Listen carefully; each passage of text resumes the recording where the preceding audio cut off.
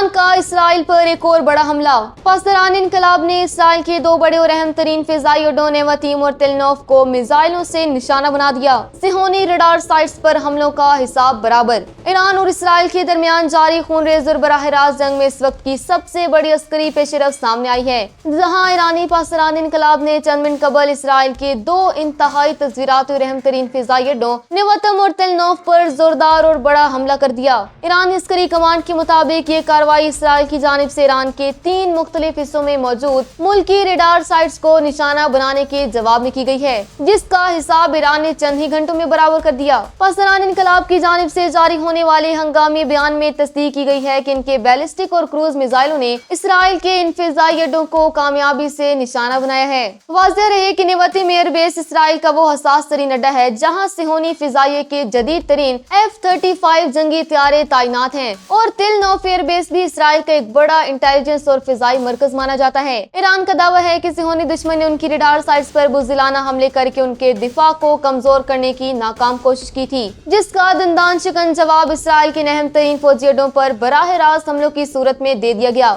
اس وقت پورے اسرائیل میں ہائی الرٹ ہے اور شدید افراتفری کا ماحول پایا جا رہا ہے۔